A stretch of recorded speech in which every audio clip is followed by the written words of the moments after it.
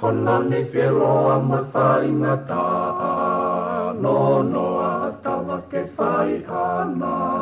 me ka talo moe o tu hei lala halapai ni tu ka whakamatala Honani whieroa mai whaingata no noa tawa ke whai ana me ka talo moe o tu hei lala Ewisai, Parafakapo, Amasi mohono fuloto, Kaneongo, Eneto, Namaunga ki e tai pono, Naetoko, Efonua, Etupau o hapai ki olunga, Ke malui, me olunga, Atonga nyo whai o tupu-tupua Utulai na o tumatanga Matakau no we ka whakautanga Matangi mari e ko maua whaanga Utukalonga luko e hakeanga Utulai na o tumatanga Matakau no we ka whakautanga Matangi mari e ko maua whaanga Utukalonga luko e hakeanga Hewisai, Parafakapo, Amasi mohono fuloto Kaneongo, Eneto, Namaunga ki e tai pono Naetoko, Efonua, Etopau o hapai ki olunga Ke malui, me olunga Atonga nyo whai o tupu-tupua Lele a moe mai ko mokotu Ko e whangwe lolo a halai walu Sia ko ka whoa alo i talau Lo se o whatai situ a o whatu Lele a moe mai ko mokotu Ko e whangwe lolo a halai walu Sia ko ka whoa alo i talau Lo se o whatai situ a o whatu Ewisai, Parafakapo, Amasi mohono fuloto Kaneongo, Eneto, Namaunga ki e tai pono Naetoko, Efonua, Etopau o hapai ki olunga Ke malui, me olunga Atonga nyo whai o tupu-tupua Ko kore ke uhu whamoa I he talamalo e whanua, mga hi talawhata kotoa be, wha whatapua te pameheni, tangata I te au whai ki tō mama, o ka ata mua I whainga maari e koini, ke whakahau katoa he mō polo kalama ko I a what whanua whao, mai heni pe mo ek minister, Paula Piben Piukala, ke whakahau koa te tau polo kalama ko I a. Ki heu keni, hau ku oa te taitai lelei, me taitai lot mawhana, ki o te ki mō tōlu kotoa be, mō o si lotoni ke tau kamata whakataha I he polo kalama ko I a. O e wikini mo whatawange pe o kuongo lere e tupe tau polo kalama I he wheitu kotoa pe mo si I whanongo mai mea mo wakai mai I he le opa mo ata ki he tau polo kalama ko ia o e ahoni. Taimta tau ko loto ke taitai lere e ki minista malo e tau mao e ahoni malo e ngawe lahi pe mei tonga na mo whewheha ke ki he whakausinga o e fui ke ngawe lahi koe ni Paul Piben Pika. malo solo ya Koe. malo mau fanga mali ko le be ke u fanga te be fa tapo ko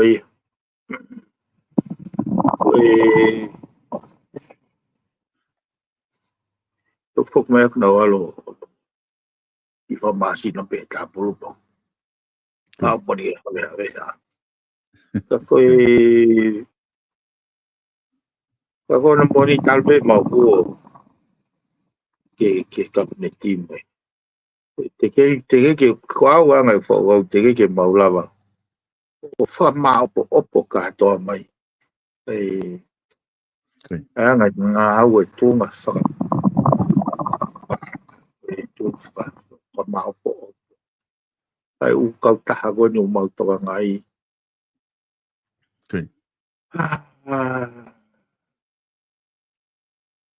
ko majority mau tai bi ai subcommittee ai kapneti kono oi paka ma opo ma uinga pe fo ke fai fa ma opo ke fa ma tu mai fai tu ni undu ko ki ha ma uinga pe fo ki ko hange pe fo ko men ko fa la ve solo ku kapau he ga tau raki fulu ku lo fa ma opo fa ai ku ka tau mai pe hoko tai pe fi mea kai ku kai e nga po kai ka ho o sange kai ke au ngai tau fi mea to foni ki ka kai foni mai ko pa wi ka pi to ngom fa fi ni sole mau fi takai ko pe moi u waka puna ko ne lulu tai fai ngata ko nga o fa nga o se nga wa moi paso mo si vole visi ni ono ga u la ono exempt ai u nga o ne to ton ke fai yo au tu ai revoke certificate e a we finesse ki va ka ne wai tu ka tai mo ko au finga ke fa a finga we aki ka no moni ko pebe ko ka pe ai o tu ai fa ka ono ke ko da ti pa ko ni ke ne hanga toka nga I mai u me fa engineer o ka ta na ko ngona e awi na hange whakalere ko ni ai kau engineer ko e lulu tai hange whakalere haki base taxi hange ko ke fotu tu uia ko airline ko ha wakapuna ko mea ke lere pe wakapuna pa mau mea pa afea to afu ngani o tu uai ka fitonge ka uai nga ke ai watamolo pe ko ta ha fo nga requirement fo ki ai me ko airline ke ha na ukenga ya ko na e nga wa no ai pe nga we da fai ke fai chini ai lu tayo hange pe ha no atu fu garage ko feito ko na fai no nga fai chini ke classify ko ha heng ke ne ma we na ka kawa pale mai ko tengo fa hua va puna la hi sa pa ina exitemi e fa hanga o ke e karachi ko ni o hu ko ki mo ga to ko ko e mo ko na ke o hinga pe he ka ko a ke a hon update mai o nga o e fe nga mo paso ko nga fa ngata ia mo tale ki ta ko de si mo le visi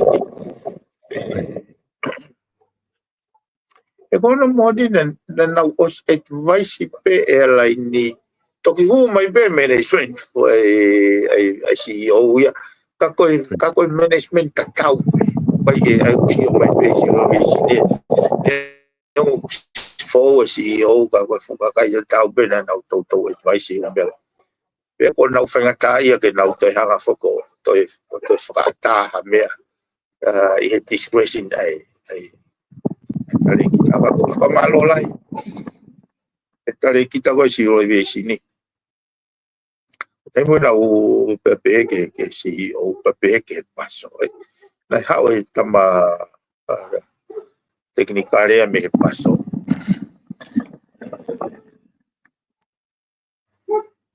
que está mo ke he ko circumstances tunga o firma o que faia mo ya ka pailate ke o test flight e fa puna house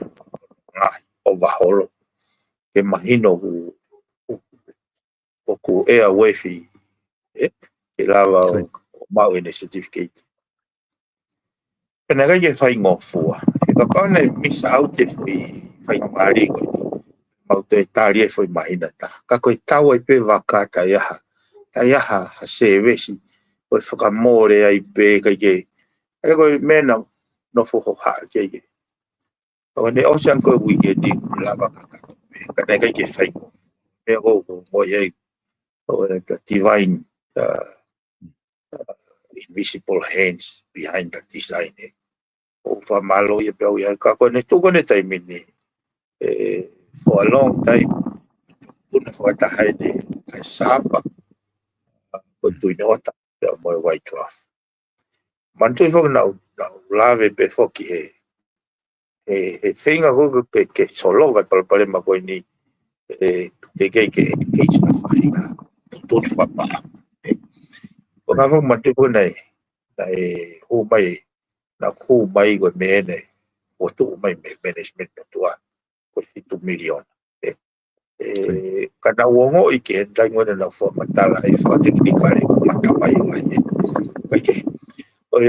o fai tu ni fai ngata fo kia ke te lava make decisions se ngai se ka ste se pa hanga fuga consita o ko mau fai tu ni dia mau to lo to ta so kai ko me ko ne kai safe kata ke fai tu ni ko I wafu o ko ke to apply mai lo to ta lo to ta is about survival and it's about ko me ko hinga lele o ko ke to ma to hilao e fo matalai pai ko to hilao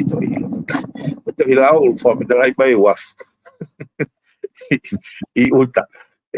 ko tai mo tau to ai ko ki lo to ta ai po mo ngai fai tu ni ko ya mahino pe nai whakanga I mo me ka ko ne a mai a ma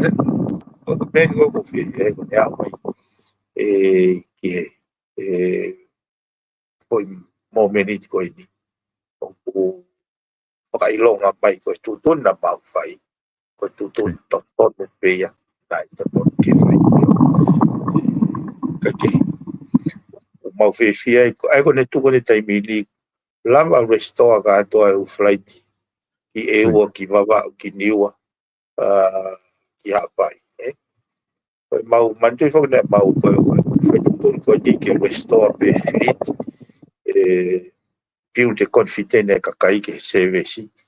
kai to whakaukau ai hoko atu te pe fo ke a mai fo matala paanga ke mau ilo loloto lahi ai liability basis ke ST ayo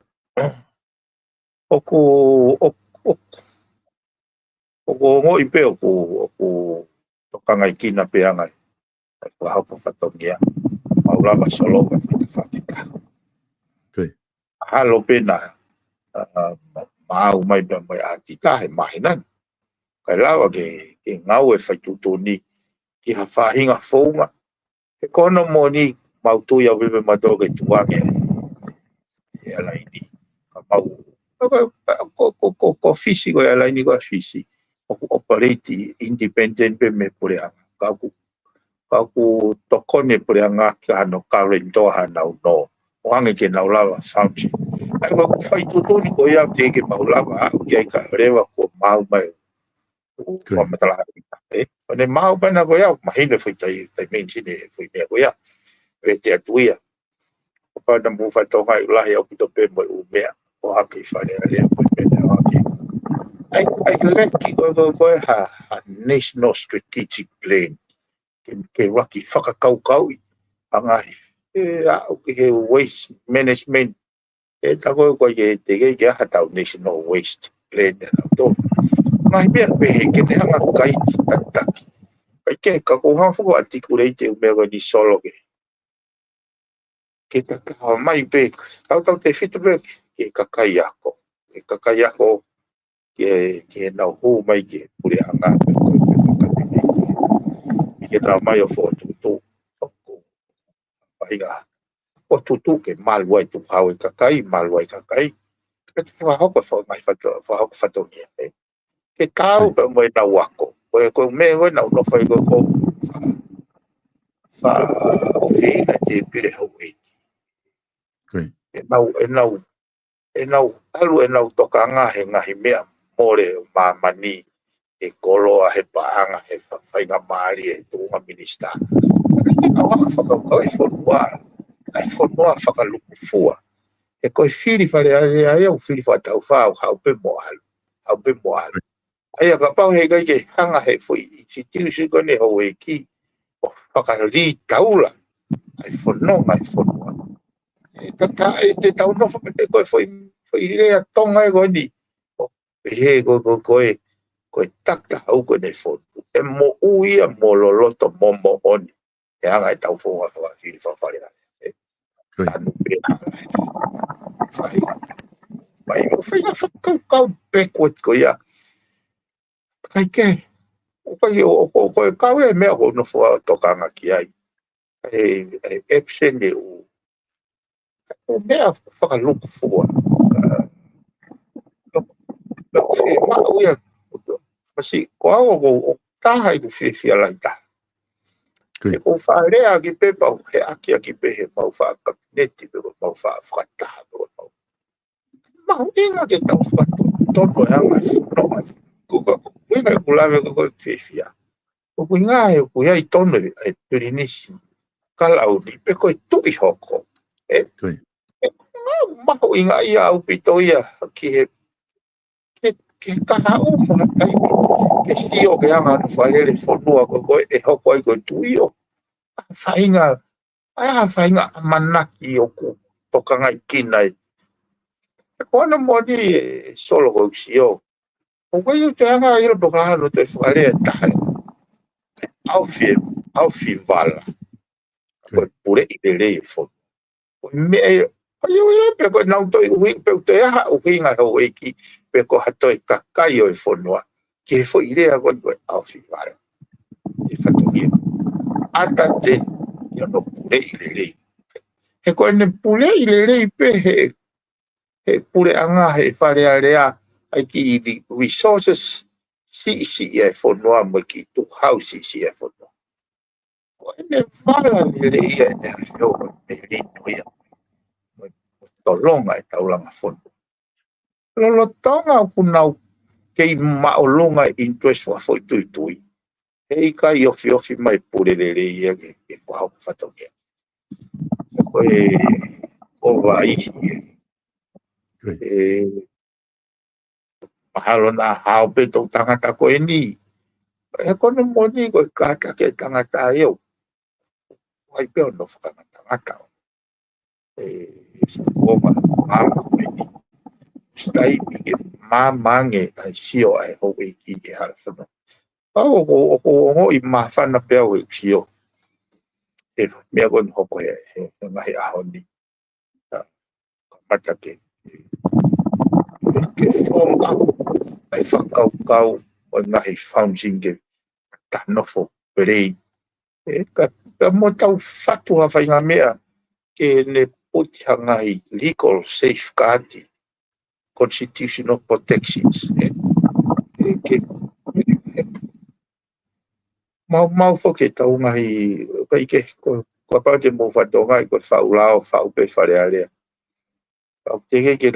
ke fulo ko lava e tau hanga ta tolia o fatu e mai lava o e lolo to ma ke ta ko security pai tutu ni hala. Ka fai mau ngau e lahi pa ko ko ia. mafasia he sio ke sio hake ke me ko solar energy tai mau sio hake ko me ko ke waste recycling sector ko ya tai mau sio hake ke palan whakakolo tai mau ono whakakau pe nai se ia kakai ako nai whokai i ngai o mawhaitu ni ke nanga o tutu angai okay, national security. Masina kai ko amanaki gay ko ni ko para be e pe ko ga invisible he. E ko no ko se tato ko foi tudo ni ko ta ofia ai veti o ne ai ke ha ko ja ke se chiki. Ne hanga expose mai foi ata yo to fala yang ai kai ko te ke taulava foto tu ai ngahi i forward planning ke ngahi interagency ke fe ngawe aki foto ngawe ia foi exercise of no fe kau ke hangi kau ai mo me ko e metive o de holo i mai le vai ai kai ke coordinated hangi ko ni Ongare peo ko kau e ki wakapuna private i malai wakapuna. Tako ko si fetu tak me pena tolo i si upea civil aviation de pe. Ke ilo tonga ya potia ka ilo tonga polisia ka ilo tonga customer. Aya ko puinga te ke taula da tolia fatoga nga te our existence. O mahuinga ke cooperations ke tau finga o ya. O pikai ke tau working silos ta halelele pe de ki e baia mo ke o patala no be ku ia he halo be o mo e ma fatu ki e o fi ka nega yo amanaki au ia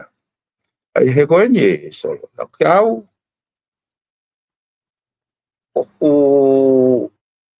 I have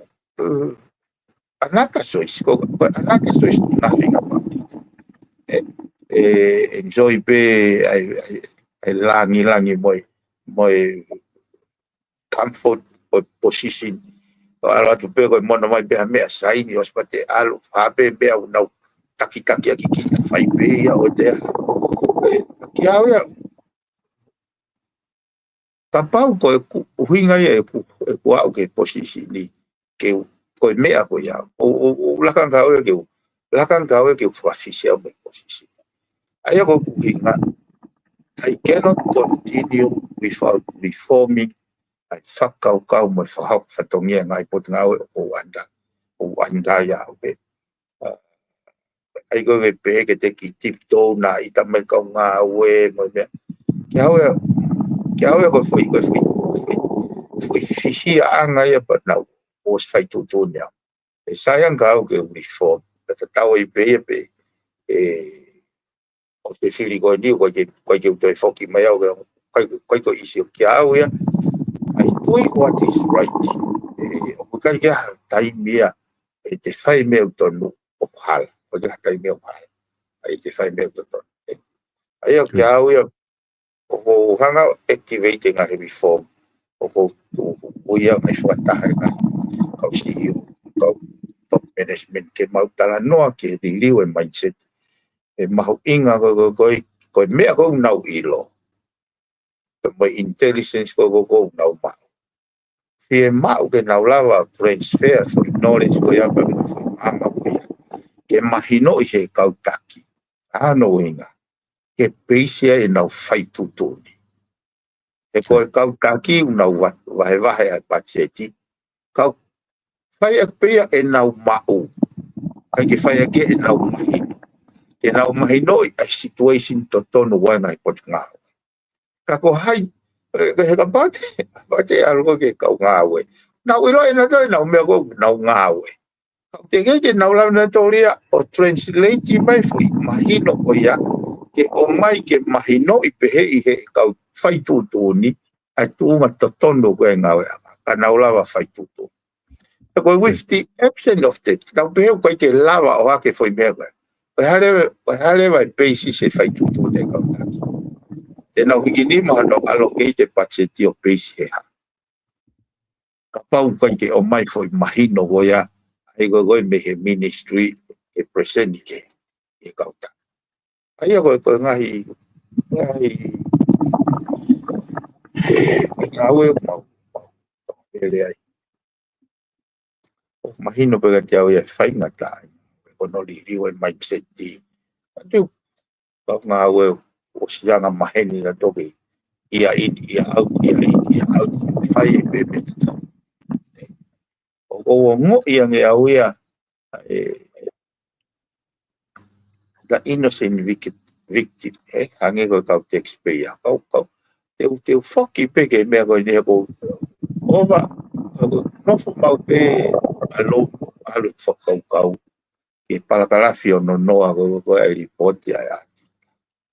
Ai koe ne hanga he ati tāpe mai koe, uhi koe I kai ke mawe he ngai whamatala kai ke mawe ngai isi. Kai rewa ke naulawa ti te min koe hapa toi ngā sirini. E hene pehe,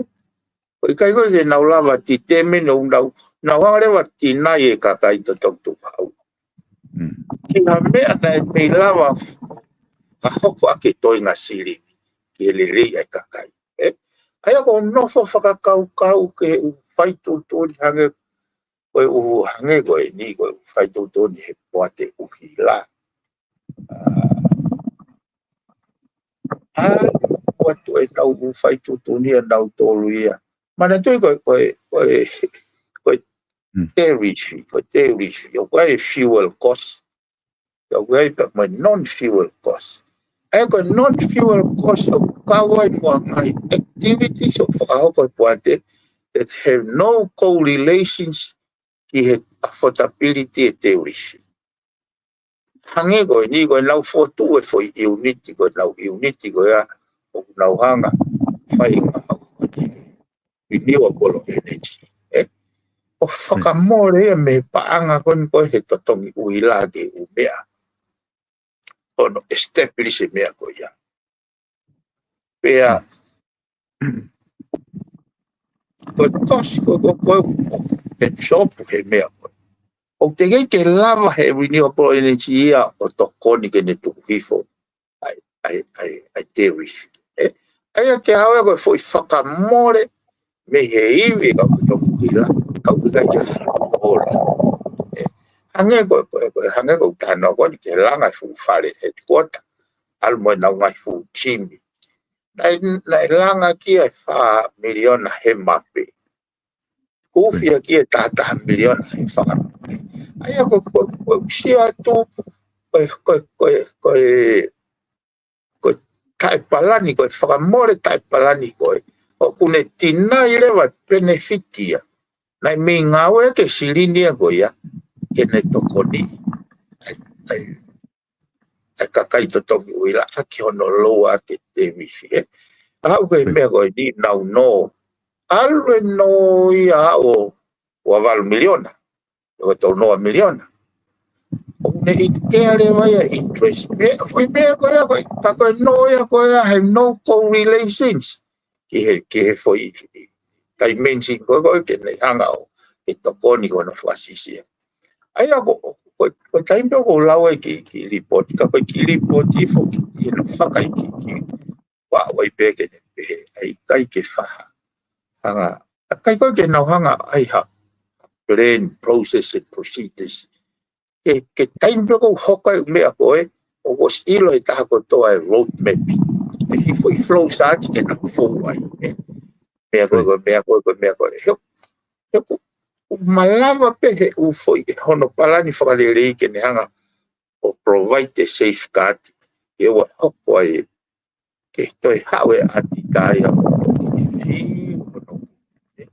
ai ako mea mahu inga apito ia ke ksio ai awe ai fie mau ko ke toi ki step back ke kau minista Pea mo fonua whakalufua pe. O ki step back o Plai mo ulao e ko fatuia he takai ke he mindset ke. O ni o ke he atakai ke he pe mo tau ke mo au sia. Eu fe mau ke evolved. Pai ke mahalo pe. O tu pe o pe ko amanaki le ko nga he tokanga mai de afio. Ka ko foi ko nga pe ko no fa amanaki le. E ko ke to sia he le holo I la lo ko fa le ko de so. E mafana mo pe o to ke pale me mo to pale me. Mahino ka te au e. Ai tu ku nga le me kano yo na lo. Mo fa am na pai ke neo ngona mau toki mahini pe ki lo pale ale tau mau lo to mau fa mo pa to pale le a mai fo no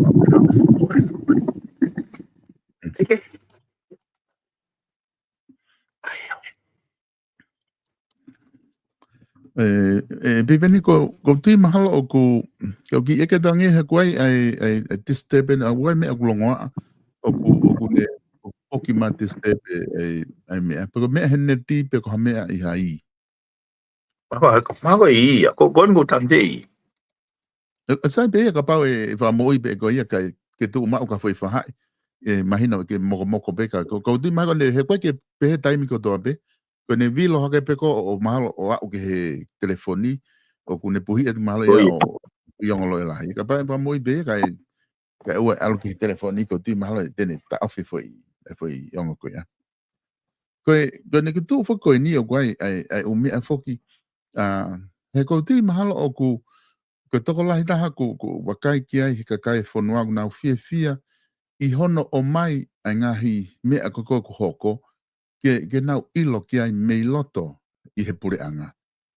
Ko taimi fo koe na kai ke fu lava ia o mai whai kik, hange koe ku mo o mai he taini mi.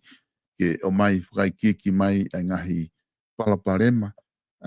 ko ngā ke lava whaha sio, ko ngā ke lava whaha reform. Ko konga fokia ko sio o ku alu koe hono whai hono whakaanga I he tawha aki o pe he koe ngāue pe ko mo lava whai he taini mi, ko mo taaki mai a ngahi mea e COVID ke pure anga ko ni ko malolo. Ka aku kai kia ngā aue ia e lava whai ki ai ka whai tuku a ki I pe. Ka ko ngā whoki o kai whoki e whakaukau pe he I ko ngā I he information ko ni mo o mai. Ko ngā o ku mo tala noa whoki e u palaparema ku hoko, pa ku mo tala noa rewa I solution ko reform ai u whaitu ko ia. He kuia I palaparema, ko mea kehe. Ka ngā ue whoki ia ke alu ki he komisiona tau e whai hala pe awa ke whamau anga. Koe ni ihia koe fui mauloto pe nā tōria koe. Mea pe koe fui kaila pe alu ke whamau anga. Ka koe ngā ue ka e process ia tuia mahala o se whiri ia uti kai ke a oe umea ea ke process ke a o ke utu unga koe kuna o whai ke whaha hopo. Ka koe ngā he ko o si mea pe pare mea ni whakaha I he press conference ngā he keisi ko o si ave ke whai ngā ue kia I uwhi tu koe nai uhinga hano fōtu na tōru ki ai. Ka konga koe ni o ku seau ki ai ki he ngahi palaparema koe ni ku mo o mai pia mo ngahi reform koe ni o ku mo loto ke whai. Ai a koe o ku tuai ai hono whai ngā ue ke ngahi ke poante ke kakato koe reform ia ku mo whai ki ai. Koe tuunga koe ni koe lulu tai ia ku mo whinga ke reform mo ia. Koe hāfua koe na whanongo I he whamatala koe ni ku mo whai he press conference o ku mo hohaa ki he ongo matapā whaka osi he ua tuko ki tonga e ka wā whanua ko malai wapuna pēr mo tahi neongo o ku kamata ke whai ai tālanga ai ko sio ke ngai business tau taha ko ia ka ko tui mahalo ka pau e lava ke te whaha wakai ki ai e ka kai whanua ko ngai whai tu whai reform I o mo whakaukau ke toi lele iange ai ngā ue ki ai. Ka kone tu ko ia I he taini mi, o ku hane koe ni ko tau pehe lulu tai, o ku mou tala mai fōke tike ke mau mai koe ni ko o silava ai wakapuna tolo o alu, na mo pehe foki I he press conference wawene pe tu wake la kanga CEO ko toe ni ke motari ko pe ke hoko atu pe awe ke private company ke na ufale de po fa me o ko motari ke report ko atita ka o sia nga hi fa matala ko stu wange mai me he por anga ki mo aku na pe ko report o sia ma o report o ke wa fe wa tol ko toe pe mahale wa fe wa fa wa nima o tatawe a mo ma o ai pe ko foi tala no Facebook pe e ke hok solo ko Oi, ai, lo. Pe toi fe, o tal hono e ka pe ka pa ko hanga ko forma ta ko na o sai u forma ta la toi pe wa fa. Si ka pa na o si ko a wendi ko tau kave ke fai ke o mai forma ta la ke fai e fai tutu. Ko se toi aki ko se takai ko mau ko ye la po ha ko te tanaki information me fe ke na o mai na do ko mau to lo no mau fale fo no a o ni mau talatu o te ko hai o te ala te talatu o go si mau mai ko no mo ni o kai do sa I a o fa nga me pe ke o mai o fa kiki he mata fe ka pe he loi kai ke ko no mo ni ko jo hanga ilo po ko fa mata na me fe ai fa mata ko na ka kai ke o tonu fo he ko no mo ni ko o so ko u palo pare ma ko ni palo pare ma ko ni ke me ko no ko na to ki hanga pe he retirement fund o in check mai foi hongo fulu miliona ko me he retirement fund he wanoa wa fa ko poini ni sol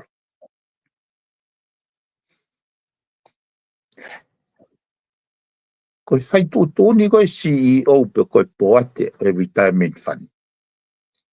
ke ne whakakau ko vai apolo business en e ave ke ai o invest e panga a retirement ni o panga pension e ka nga whaporeanga ke na retire mai ki ai ka e tene ko poini ke ne lava fai fo tutun ko ia te ki ai ke ne excess ki he whamatala o tita o afe wata e wafe woa ke wafe watolo kene hanga o fai tutuni ko ni kene invest ke o mai e o foi report ko o ke pe si leva ne fai tutun ko ya he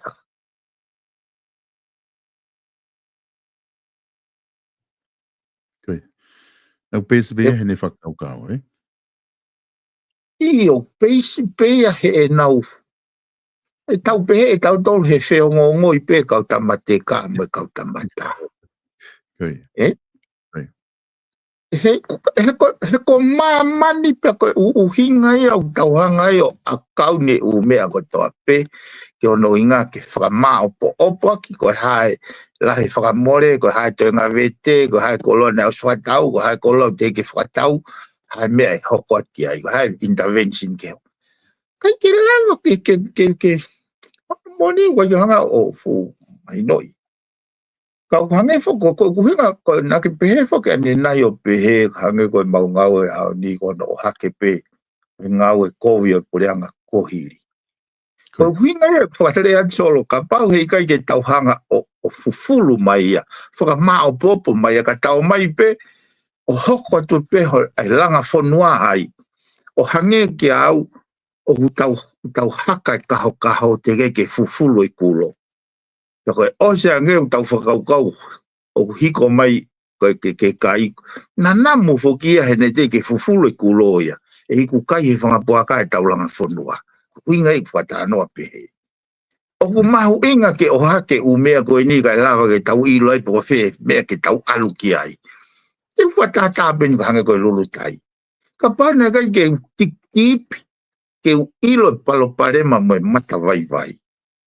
Ka mau mai pe o kuki e toi pe ngai fu kulo woni na os in na o mai aki. O ke pe. Ia ka mai no pe ka wia u ai u dimension ko fai e fata no ka kiau ko me ko no ma o tu ko me e mo ni ko ma tolu e fuloki misi ni a oni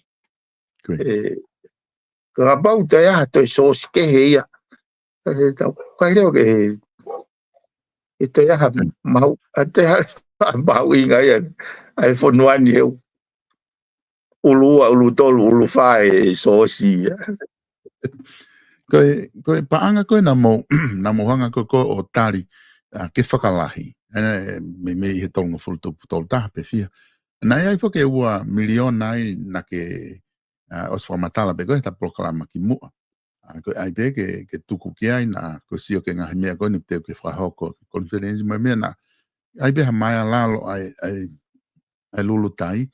ko inga na hautu rau ke palopare maa ko si ai pe ha fo se niti ka wake hinga. He kumana tui na ke whamatala ki ai.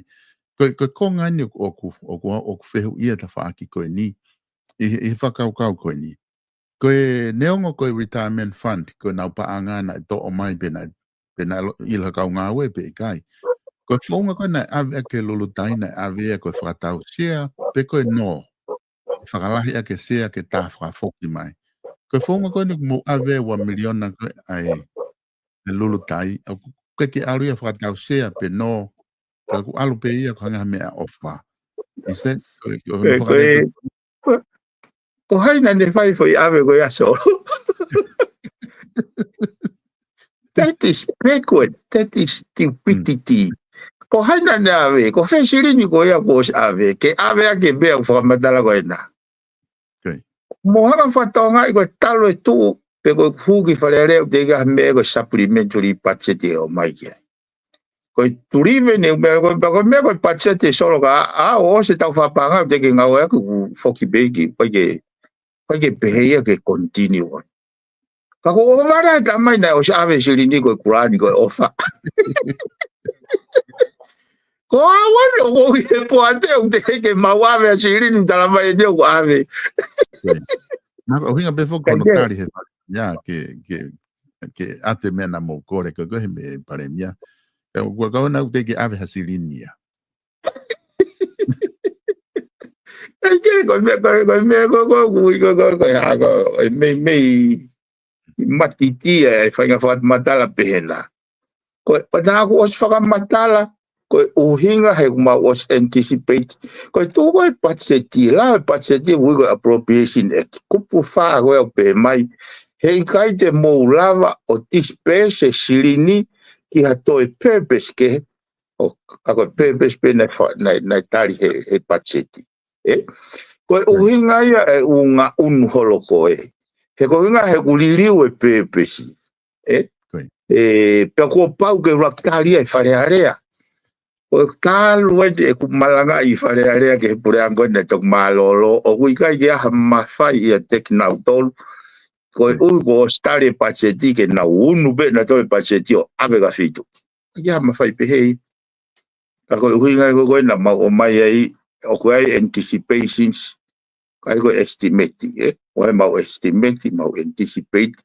na o variang he te ke mahino lolo te pal pare ma ko ni ko tu inota e ma ke tonga no misini ko tunga ko na ia e wai 12 na ke mau ilo pe ko ha me mala va ke hoko ki ai ka te ke nga we ke sinia ko pa te ke ave sinia ko no winga ka ia ha taimi e fie mau ko vale pe alo ave tu fa pa nga ko grande ko ka ta ko ia wai mo se hau dai ta ka sai pe ia tu vai pe ngai fa hinga pe ia solo ko ke hane mama fa na ia bo hando ko no opinion pe na do but we should have not waste our time here for dimension ko Eu hange ni ako nau tole ni nau whakalele pure anga nau tala mai na nau avesiri ni.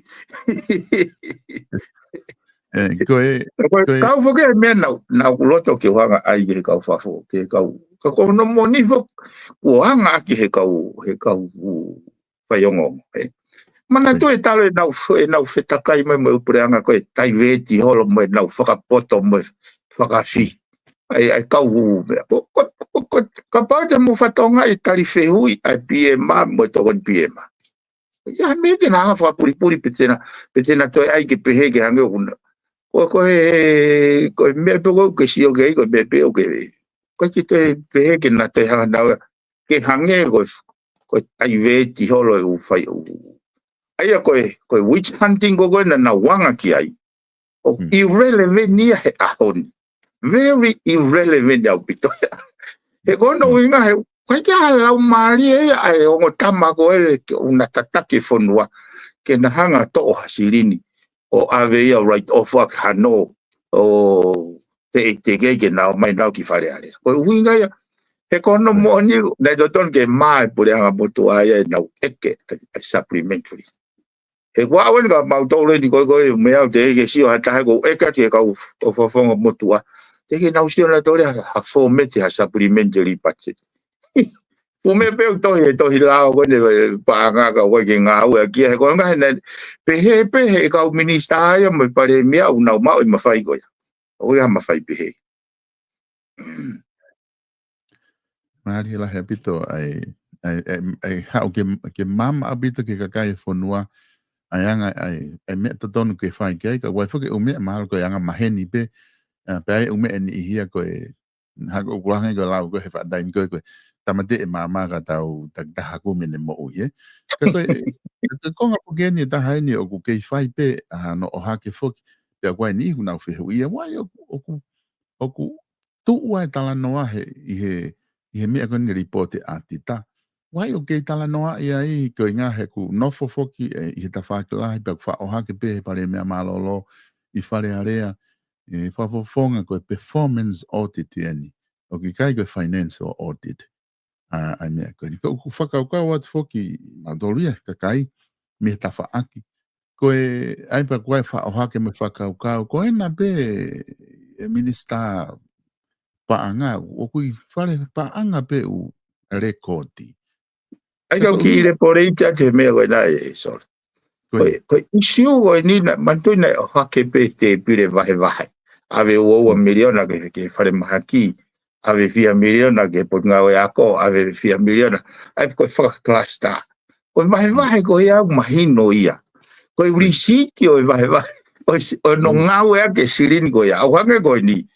ave o miliona ka solo ke ne hanga o ho ke foi parani ko o mai fa miliona ka ko me e ke artita ai whakaiki ke risiti fa miliona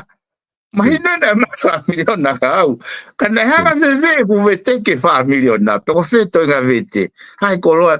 na o soka tau hai koloa te ke fa tau mai.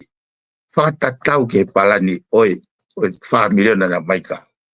Oi completely two different dimension ia. Sai. Oi me aya o fiu eke. Sai ko fiu e tu sol. Tapau na ia ha risiti. Pero hamena o se lau tau peto pe mai he hati tau ke ne mau ia. Pau ne alu ke ni mo ko ke mau ia. Alu ke kala sta ko ke mau ia. Alu ke fare panga ko ke mau ia. Ko ne hanga ia fa matala i mai o me na to tonu ke ne ngau aki.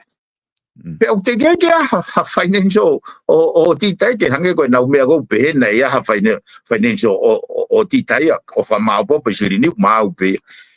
pa pa o ku kai ke ia ha receipt sai te pe ata o te ai ja me go ni son so ga ba na ha receipt ha me na ga ave ke atita why pa pa na ia e go ga fa fatongia ai foki gone tu ko ni i ta whaaki koe ni. Ko tari whake o ko mai he puri anga malolo. O kui whare paanga pe risiti. E nei mau pe ai. Ko whare paanga e te o whenga wai aku me ati tā. Oie. Ka ko fuke ta o ku pe hatu ko o ku si o ke ma dole ka kai fonua. Ko patunga atita o ku fai ono fa apa e na nga o he tau ataina. Ke ka paure o ku loye patunga atita I ha fainga report me o ke sai ki heanga o me ko ai tu ni solo ko high interest ai poto ma atita ke na loi what ko nga he ko ha me ke motivate na tol ke na loi ina go hanga he na lao ka ti na tol ke na independent ko na tol fo na hanga fusi fo ya fo faka osi o se faka ko nga we go yo o ka motivation e na tol ke na pe mai ke na fufu e na tol pe ke na lo ya ki o ka ke mau a receipt ata tenda government of the day o wa e na interest ke na fufu pe te na tina e receipt he ko men ka wa te fakatata ko diso he ko hinga ko receipt tene tala mai ai ko siri ni ko ne familia na ko ni na alo ki fe so ko me ten tala mai ka wa ke na lo to na to ke ilo e kakai ko familia na ko na alo ya ke he ka ta be ya ai minister na ne hanga o to ka ngai me ya sio ke o wa le motive ai ka me ka mo se mo pe ai wa motive ai a da ke da me na doria o tala mai wa ka ko hai na me ma wai o mahino abito ai me ko ke o ku ki fa mandala ki ai he ku nga he ku te so atu ko ha ka pe he ai wa motive a ti ta ko na ka na ka we ko nga ne ta ko roto ke o atu ko performance audit ko performance ko a ti ta ai ola pe ko fonga na nga we aki mo ola mo me ka ko ka fuk ma dol wi ka kai ko a ti ta o ha ola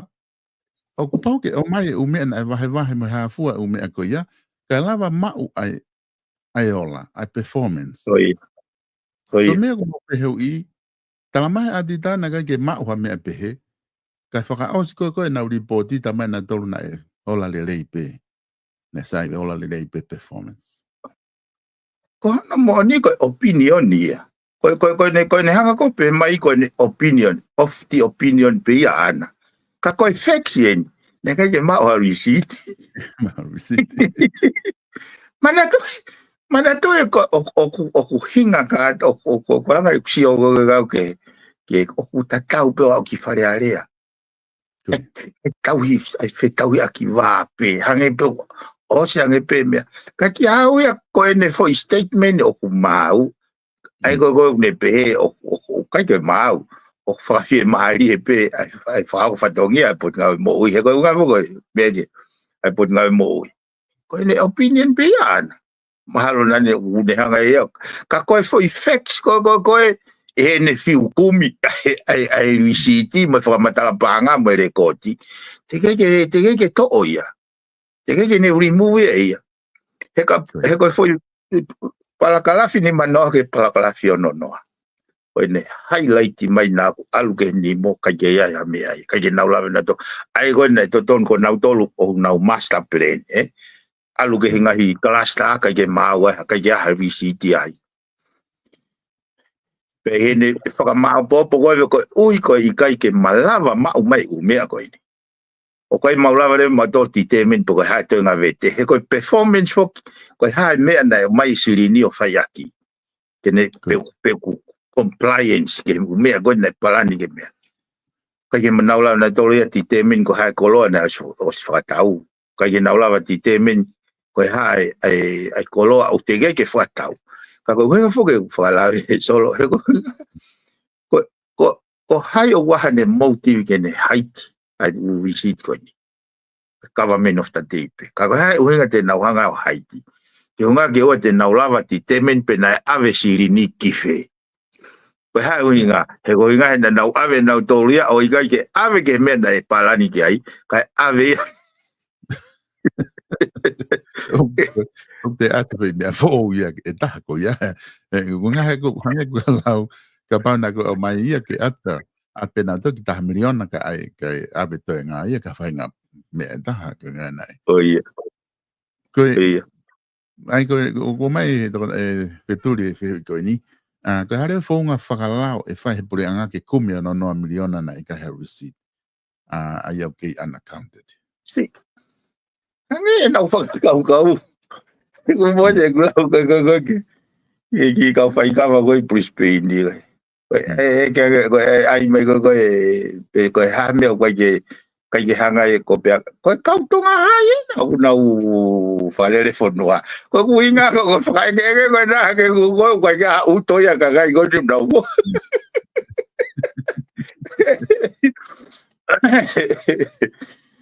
o ku ya ipe processing nga o ko no moni o fa anti dai ne community ko ni fa TPM mai na ka lo ya mai na ka nga we na office ai kumi every city ke reinforce pe me ka pa mai pa wa ke ma pa te foki ma tala mai mo ni pe atita ke te ki na ga ja city o wa pe mo kana ka pa na ke fatonga he ku press conference wa ni afi o hake u faitu tu uni petitions safa pekakai petitions safa pekakai conflict interest kau tare ki tau na mai na tofa na tutuni fua he kakai kana fe hui foki ko vaka kon go asika me atatau he kono moni te tau fufulu fe fai hala rotongo ke tangu tu mai pe fu kakai na na fai tutuni ko talo pare maka ka o ko ke na hana tofa toka ngai again la foki mai ke pala kala fiono noa i whakarea koe he atita koe consequences o i kai ke maue umea koe tau tina ia i kakai me u benefiti koe consequences e kai ke whamapopu mai risiti tau tina i rewa i kakai me he toinga sirini na me whaia ka hanga awa lere aia koe foi ta whaaki koe ia au hangea koe ke nau nofna to whakau koe foi koe mea koe nau to'o sirini tau pe ke u fai tutun to'o sirini o avea ki he nau interest fa foi tui o kune tina i rewa kakai me benefite foi sirini koe hange ko tala noa koe ni hange ko mea koe nei tau pe koe whakatau koe waka koe ni waka i koe tongi aki whakatau os Tako taimi o mai kai ke lawa e koe ke aha me e ngau ke aonga ke ai. Pea ospe koe a pea right off ia tuku ia ke. Kai ke a responsible ke. Foi hongo fulu miliona. Na i mei benefit e kakai. Ai so te ke kai ke ko whenga pia koe nia solo e ku ngau e mei loto. Ki hanga ngeo o mai e umea koe ni ke tau tala noa he maa he funga te pire. Ka pao ko he ko si o hoki. O ke iai pe ka o tamai na nau involved he u whai tutonu. I he kau nau ki i lue whi maari e pe nau tolia. Pana ke manatui na mau o mea koe ne he tala noa i koe ne tala noa i koe ne communication ni me niua moha pai mo whanki ot mo tue. O whaka tumutumu he ko hinga nei o siai foi solution ni nei o si in place he ki cost koe 5.5 miliona. Tene hanga solowa tua taha ai palparema o connectivity mo communication ni. I he ngahi o motu a o peki wawa o niwa ha pai mo tuantapun. I he circumstance keke. Kai ke nau whai nau toi mea koea, nau hana tōria ai o engage foi project ia koe niu i he tolono miliona. Amerika ia ke foi hoku pe ia va kai ko foi ke polo ko pe ke ne solo vai me go fetangi mai a niu mo ha pai mo ngai mo tu ka o ha go ne starting o vai mai foi solution ia o vai la polo ai kau ki ko e mama fange ka siki kai ka une solo vai me go ne winga mai ka siki ke ne solo va a community gateway solutions starting o e ta tol po ni ma milion ai kai ke ko o fai tu ni ko time go na fai tu na yo hala na tinai le vai ka kai e fonua me ngai benefit na me ngawe na me na me ma e ka paundai puku se ni ti ko ka ai foi fra mole ko ko i lo ko tu i peu ya e lava pe vete u me ko ni e ko kai fo ke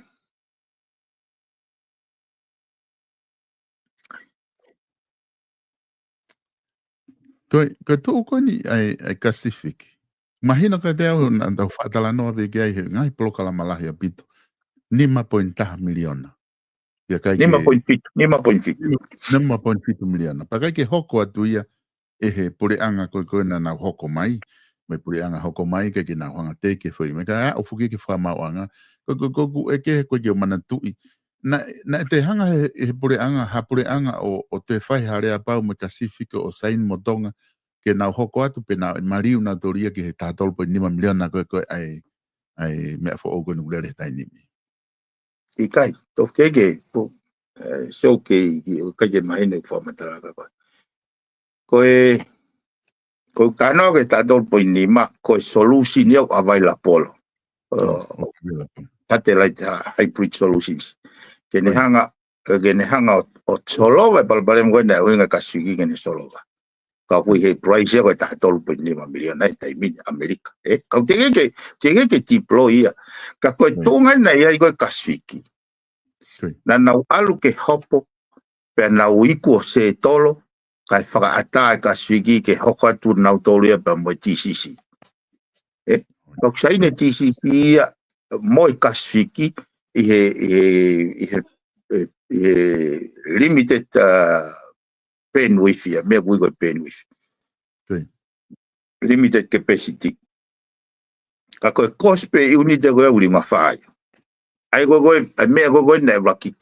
lucky i propose ko ki mo ke ne kava ia nationwide ko ni ko foi TCC ata tape ai ko pe go io ne fo ko aki ne hange ko aki go he opo sipoti e mo por anga valu milion opo he kaswiki dan na tu aki e ta família na ke mai foi puha e a ka to pe so ko palpare ma pe ni he ko na hanga o to hak pe o hak pe okay current pe ai foi hanga go he pure hanga ko na to ko sio o ha kwani o se tolo i tu pa mo tasanoka se tolo i tu mo tasanoka ai pe mo Pacific game ai hopo ko ia ile ngo ene ga ia ha na makatuunga na do ene os hanga he foka mau ia he time na hopo ai o fekau ge na foki o to amend mai na statement of claim pe ko hai makatuunga na su ai pusanga e go ge na ga na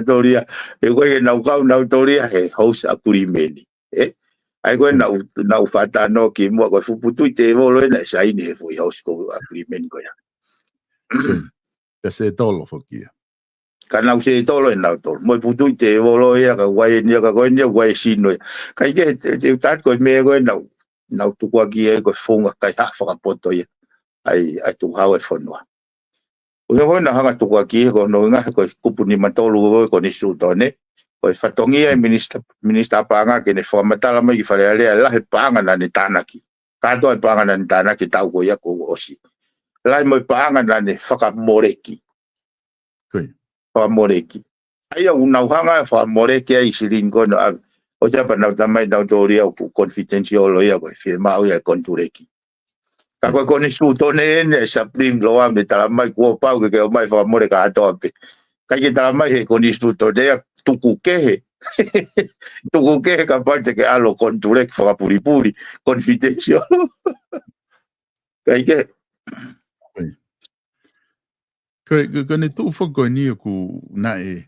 o kwai ni kuna hanga o mai ko nga fo ka tala no ko ni ki mo I he panga receipt ko puria aina na o mai pe ke whakaao ngā mo ta whaaki ko o ku kei malanga I ko he pare mia malolo ko tokoni ni me muri ka pau na ha mea na tae mau e kai ke tau ke hoko a muri hano tokoni I mātonga ka ko inga ko ni kei hoko ko tokoni na mos mau pe ripoti na avigay ka tonga be ha mea puria e mea he hunga tonga lau pe ko ha whainga mea na ha whai pe o age na ya go ne ko e ke go pe na ko sai makatunga e tahani ma miliona ki ai wakapuna tamai na usma be ripoti ya fe go e mahu mai ko ni e ke ka kai ka report ta kai ha engineering evaluation report ene hanga tala mai ko e waka o ko 15 million ko 15 million na whakato ben tu pure fo no pe wai te ke mo me ko na ku matala mai ko sma report yo ave ke to na ko ke function be he to na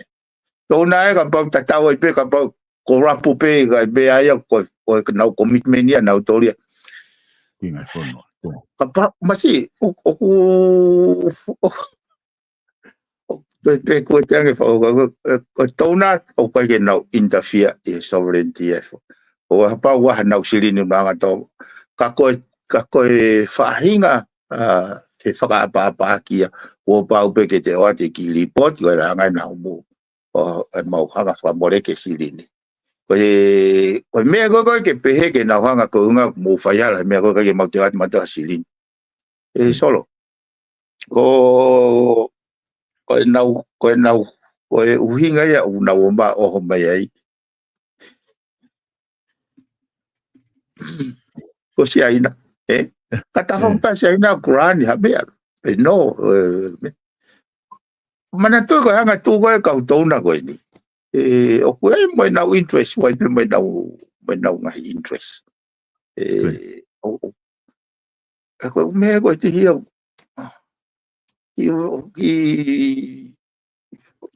mama me ko ni ka ke fe la veo ke o interfere faga diplomática ngai e ko hono moni peheni nai kai ke mei huma se ai na tokoni e o mai no go ke vela no kalafa ko no tinai go mea ngai fonua go ke na tokoni e foi disaster go ta handa sai na wa be na do waifu signature building ya asia ina loto no kalafa to mua e wafuna to mua hala buna e ko no moni sa hanga ke whakaukai mea koe ta luene tau whea mai ko no sila mo seria pa mo Amerika so called ko pick up rata ya ngai fono pasiki ko fo isla falahi moni e na takai mai na ngai wa meri ko building e sa ina fu ka dia ko whakakau go e pehe una o mai ko kai pe ke lava report ma fui fole me ko foi tala no ko ia foi moni ai o we ai be na allocation na tolo ta o ke ta ko ui solo ko ha we ai ke tau o pehe ke tau fe fusiaki e report a ti ta o sinsia mo genuine ne whakaukawana wai ga ne motive wai ga ne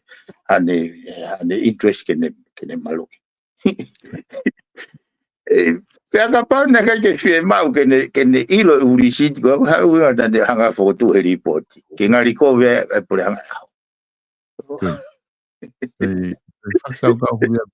whakakau mo vilo takai holo ai ka pau kai ke mau inga ko hana ni whakakau ai mea ko hana ton ke report o la le ngā we pe os kana te fotu mai ngai me ko ia mai no ko ha no ma ban fotu mai fo ke sai ngā we ka hau ka pa ma ngai me ko ia ko ngai ni ta ha ko mana tu ia ho press conference kana fa ho ko ko fe hu fo kia o fe ma ka kai ke fe hu ka mo tol ko he pura ni ko mai na pene tol ho mo ia o ku ko ngai pal pare ma ko no mo va kai ki ai o ku mo ke lava pe si o le re ki ngai pal pare ma ka ke mo ki fa la me ko mana tu he press conference na ki tala no he me ke e fe ke kana e ke te ta ka fa ngo ka ko na mana ke tala no pe ke ka wa e pe he ko mau ilo le re pe la mau va kai ke na mau e la pe na e fa ngo na ne e ke ka ko ha me ku ke mau ia la i he ke ha po ate pe ate mo ngai me kupu atmoi foi ngai foi lao e ua ke quote atu ka koku eke to aku mahina pe ka una ke ate frai ki ke talate te fto kupu ko ia ke lau ia tu ke nga ke lau ke mahina ka koku eke atu ko hai e tu nga ko ku ai ngai po ate ke nga ke update pe ke ta ka fanongo ke na wilo tu nga ku ai ngai po ate pe mono ke fai pe no tuku aki ma to tuku pe tuku aki ko ni na ka pe fo mo planga malolo no pe te na fa ilo ko ka ko nga ka e lava tuku ka pa imagino ko na ka te fai fa to ngia ko ni ko uhinga fo kia ko fa ma wala ke na o ga amiga no ka ko ni so ka ko te ha ga ko palo pare ma fo nuani ko tau fou pe hanga mahini. Kiven e u palapare ma ko na mausi o ko jai mo fa hoko mai ga mau to fika wa mo na falele ko u public enterprise na mau hu mai o si hanga e pure anga motuai a faloloa ai ka ai te faloloa e contract ko ai ka poate lolo ai ka poate motua he lolo tonga unau ke atika fai na toi tutuka net ke whakalolo te ke expire na kontrole ki na to nai ia ki mau tolu le vai nai mau o tui o kui kai ke whakalao ke nau commit ai pure anga ki ha commitment i he foi time ke ateika kawai ba moi malai wakapuna kwa foi time te taupe ui ko foi tutun cabinet ko pa mohanga wa pase foi tutun cabinet que ne risini foi tutun cabinet ko ya kai tuange pe ai ngai contract ko ya ai go ngai ke leave out o expire mai ke awa valu o February expire mai ga awa valu February sai ko ui ko palo pare ma ko ya ko ui foko kai ke na ko o lao ke mai no esa system o lao ko foi system na na hanga i mahina e ua ke tau fa pa ko to pe pa ke submit mai public enterprise e pa moi poate ki shareholder ai me ui ko business plan ai ko business plan ko ya ne tala mai le he business plan ko ya ko mau me an te mau fai e foi mahina ta haua ko ni mo hingahi project te nau fai go had o mai lewa go had hanga lewa he kabineti o tali ngai business plan ko ya ko nau tali pe ai nau akuri ke foi direction ke alwai business plan ko ya ko me lewa poate pe mo ministry he hoko atu ko no monitor ai whakahoko whatongia ai tau pai public enterprise o kui kai ke hau Pia ko ni na te he to fola e te mai ka o poate ia o micro manage ai whakalere ai public enterprise ko na me ke na hanga monitor ke make sure na moi ke business plan pia ka paure o te na o tokala to a fetaula ki mo fainga ta mo ki a hio na ka na wa manaki ki ai pe ko halo vai pe ko taimi le vai te na ula vai o si ke u interventions ke u fai tu toni hatai vesin me business plan me he poate ata tende sio ke wharea ko he lao. At least, ke nau whakataha at least once in every 2 months.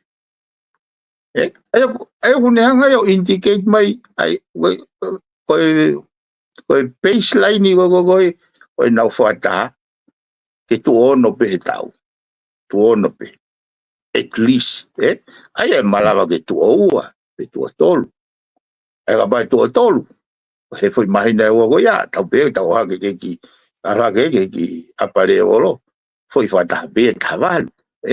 Ai ko kuhinga. Loko ne au mai ko expire toi pe ki foi toi nga tau ko ni. Na mau na whahure vai pe pa kabineti ke kabineti. Ke nauhanga o whakata mai ke whaha review. Review e whakamore ministry, review e whakamore ke poate, review pe mo ngahi public enterprise. Ki he tuunga o kuiai whaka finance, pe mo na resources. E kone mau mai a kone review,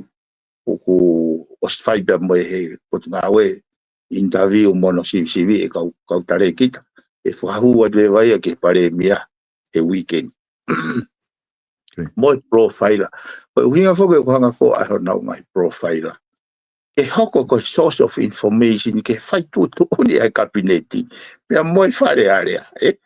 kona moni ko information ko no ko mauhanga teu ke supply ke u. E ko tui fo ke auia. Ko option ko kai ko ke o mai u fa matala ko ya. O mau faile matole fatongia o tua. Pray God pe aga tu pure fonua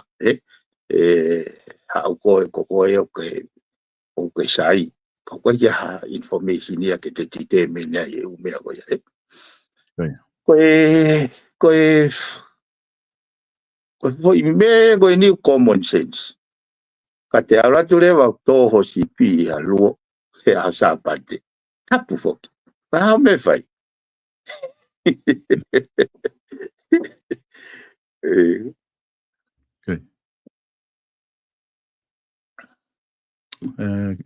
Pimeni ko tu mahino ai whatala noa koe ni ku ke whahoko koe ni e tainimi ko wakai ke ta taimi o se ta taimi ko ku whamawhana mau pe ai whatala noa lava ke mea i he kakai whanua na mui he polokalama ai ngahi mea o ku hoko i loto a ko whakakau mo pe foki ke he taimi na tau nofu atuai o wakai tau whinga ke mauha information me whare area albeo ke taimi ko ke hua ki loto o mai ngai whamatala tau tala noa ai ke whamama kakai whanua hua o dini ki loto pure anga ku ke au ki ai pia mai ngai whamatala ko ia ko tu ko mahu inga ia o ku whai mahu inga ia i he ngahi whamatala wahe ko ngai whamatala ko ia ke lava ke tau wahe me kakai whanua i he ngai polokalama ko ia whahoko i he tu ko ni ku ai pe ai whakaukau whako ngā ka ose ta taimi ka pau kwa mea ku ke pehe ke whakakato ke ai whama apopo ke ai. Kata toki hoko ate hui ke kahau, ko tui mana ema i siwe ta i he mo press conference ko mo lawa ko ke mo sio ke wakai ai mi malai wapuna pe mo tahi. Ke wakai i angenga i kautaha ko ia. Kau lawe te rewa ki ai. E ko ana moni fok solo ko taimwena e pasi mai ko au ai National Security Intelligence Unity. Ana whenga rewa ke uhanga o define scope o foi unity ko ini. Ka maunga identify rewa e u dimension ke o alupe u dimension nia o alupe o au ke cyber security, border security, ka to e umega. Pe mahino rewa o te ke aha tau policy. Hatau National Security Policy. E ko pau ke tau hanga toria o whakakaukau ai malu e whanua. Ta ko kau mo e malu ia e ko security whakamea tokoni ko security whakanofo security multi-dimensions. Ko time ko na o mai e ko va ko ni ko ne trucks, steering committee ko e trucks. O mahino leo ka mau tolu that we need ke mau pay attention ke border. ko tangona mau ki sio ke pota foi mega ni pai exiteni eku ausia foi mega ni hugo foi emergency foi vaka hugo foi vaka metiveki o mai foka au ko palakalafi ulaki pe ai pepa ko ia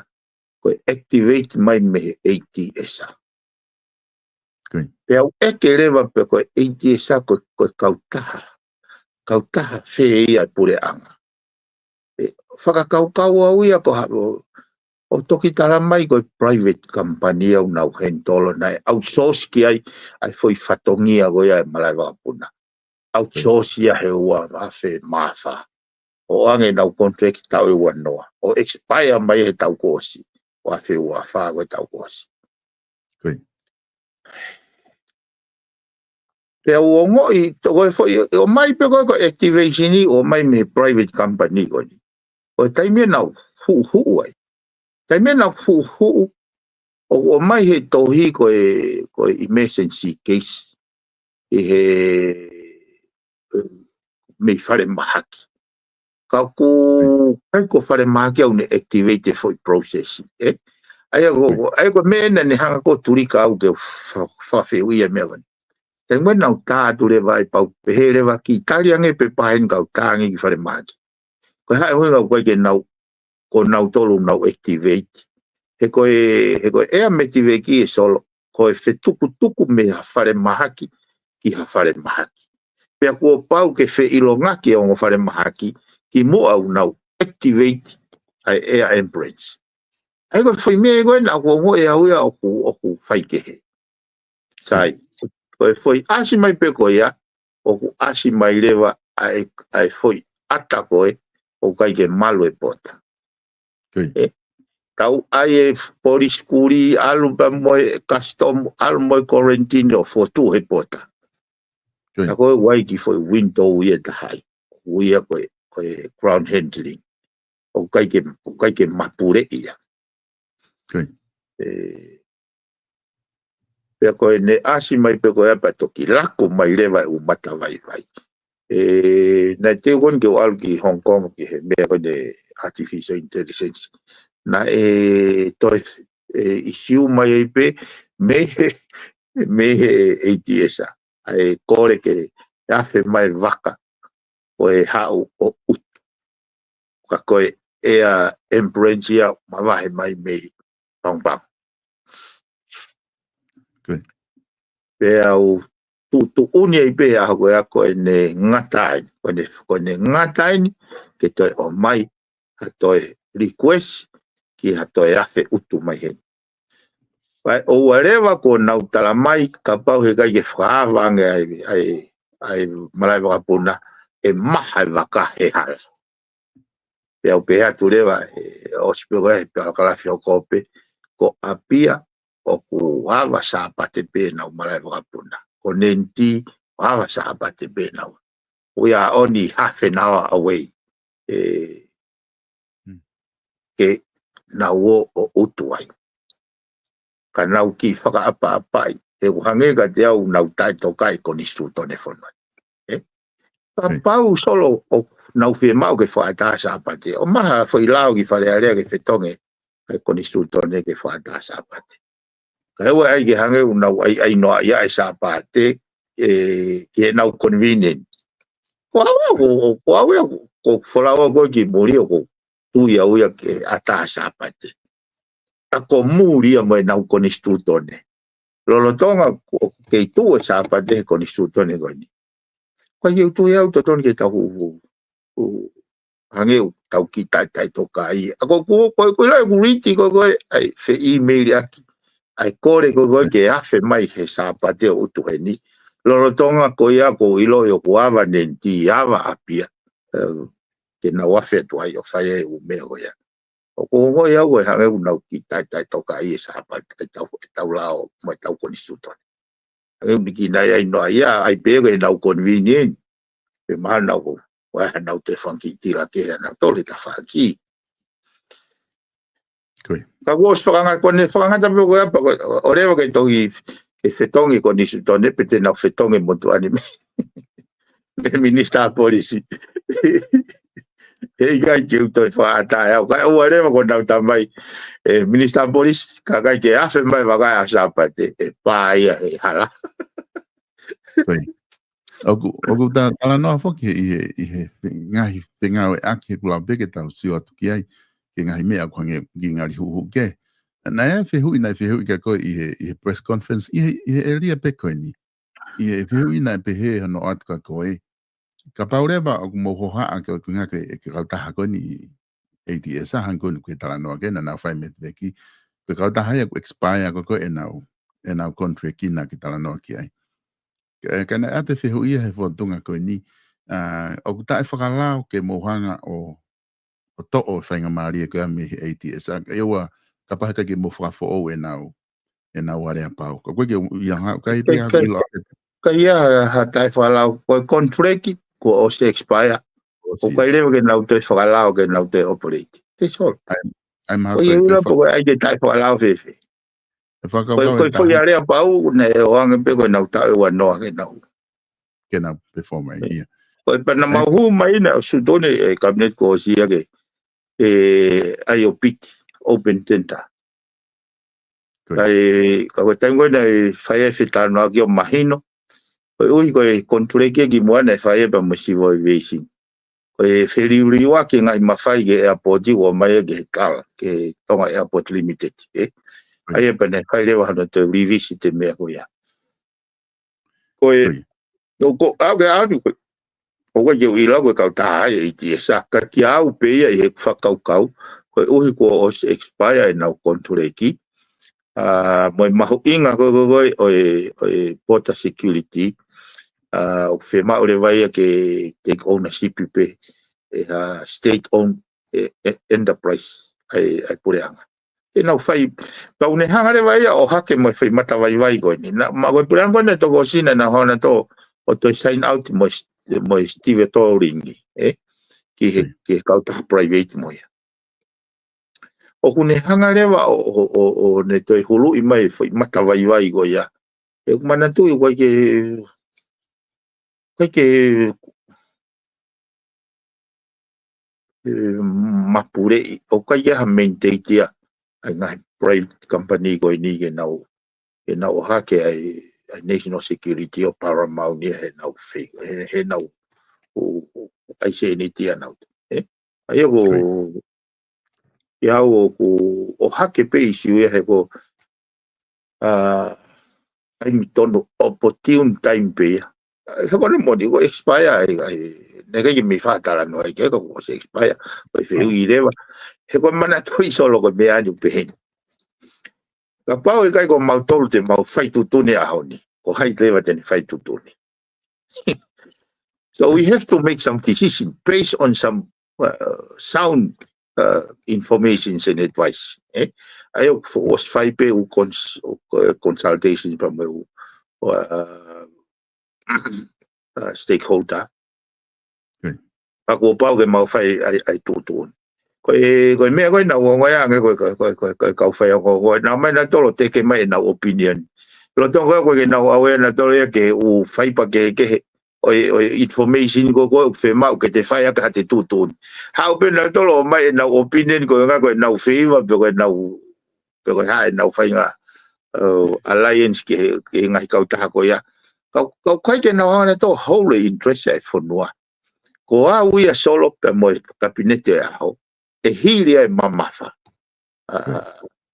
ko hange ko fa la go e ko fare area ko monuia anga po malaya ai ko mautol ka parte mau fai tutuni o pesi personal vested interest o tau tui ka dope kau ko via ka kita pe mo te whanau no hako e nau hako ko interest ko ai fonua o mau whenga ka toke o hako mahalunga e mau sio kita ko uhinga ko hanga i lohi ai anga ngahi network ko ni me nanga nau fe private fe Paki ke nau ke mana to ko me ko ka ku Indonesia ku ya ko pehe wa ka ta o ku na o mai o mai ba wa fe o ya ki ai it's and hange ko la ko me te pu ko malu e fon te ko ngoi ko to kula noa e tau finge ta pune o mata pa ko foi mata pa pe ta fa si pa tau pe ta to ko pe ai ta ko fe tu e ha wai me ko o inga e tau ta pune o to inga mata pa ye fa sa ki fe fa ko ni he ba be pe ma ko ke fula he fe tari ki ai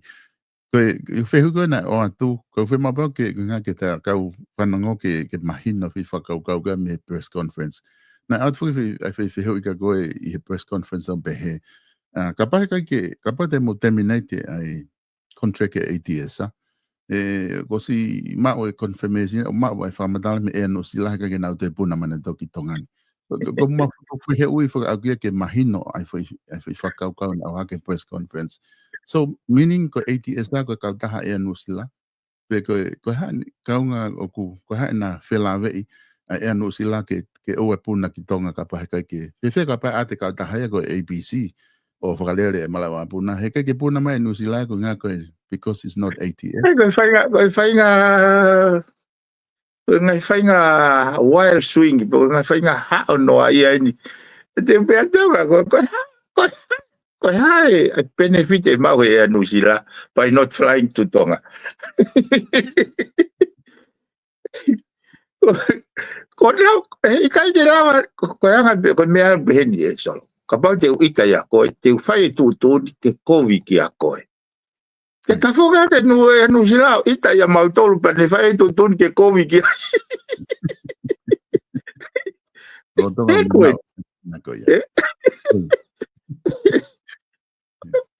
Kai ke os consalpe mautole umea koe ni o wai ia mea ia ke pehege maanga fusilere i hata whamalohi i hata. E solo ko elito mo la umari o ba de mo fatonga me mo me ku fare ale ke o mai isi o tala no e fuate pure he mama e hanga pe u hinga le o taki tau tolo he hala fononga o malu mo pau ka ko to ke anu sila u to ko via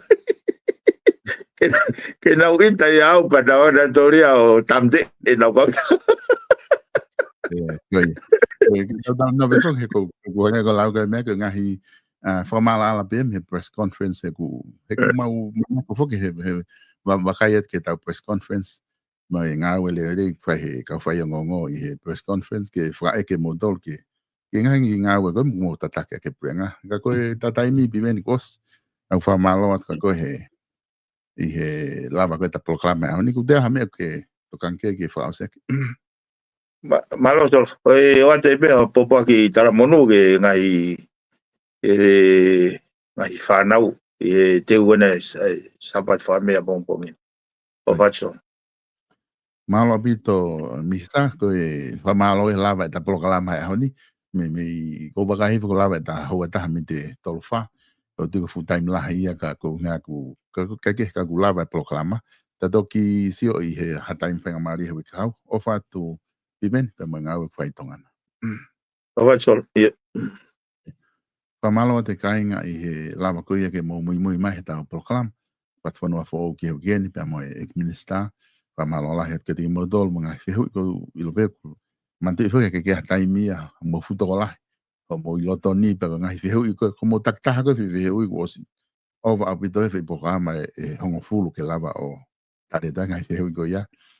ku ka ma fa malo at peo ki he lava ke mo ke kau mai he polokalama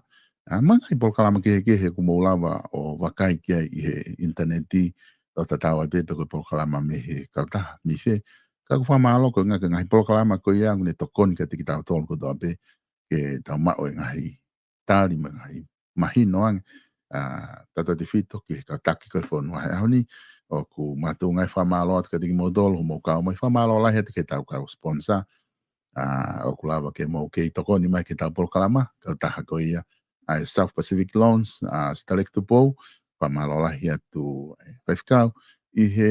whainga maari koe kulava ke tokonia South Pacific Loans ko finance lele taha ia I Okalani New Zealand ka bau te kumi holo hawangi finance ka ke hanga ke me he South Pacific Loans ko tui ngai whainga maari la he te ke ma ko ngai ko manti ko finance ne faifkau pe koe mga hitapo ki whakalau maari ma I ho o ta he fika telefoni no balungi au valu valu o telefone pe ko ai tlange ke ferea ki Stalectupo pe ko fe fe tu mamani o ku ngai fa even dio fa ficau tene tali pe telefoni au fe ne programa ka ne tali o le mai ka ko ke lava me o ke fe mau ko no le ia ma ui pe fica ko na ko fica e fa mo no balungi au valu valu gue pe meta maki fa na tonga I he office I he Cavendish Drive fika woa I he Cavendish Drive mankau te ke lapu ko tā ke ai te nau toko ni atu ka koe ka toki whainga tā e o ku ke whema pe koe ke lea ki he whaipikau pe ke talange ai ki ke transfer koe ka stareki e lava rewa stareki o toko ni atu ki ate koe koe ka ki ngatai whamalola hetu ke te mo dol ko do bena mo wafea tau whare wala Page Facing Store I loto no alofa koe wike PC apito ni whare wala ko ti malo be ke lava toi hawala ai I whakatau ko mo whahoko ki ai whamalo lahi atu ke te mo dol I mo wafea tau whare wala ko te wala ki ai whafu ofa ma te unga moho I vi te unga moho whanau I he teu ko ne whakamea pongpongi wakai whana toki tapu ni pe whare ko pouri ko ngā ke lava o ke whiau ho mo ngai whia mau I he tau whare wala Page Facing Store I whika hiva o Whatawhiri Road I loto nuku alofa hanga ke tau moe pe au building ka ki ngā tai whamalo atu ki he tau wharekosi ulu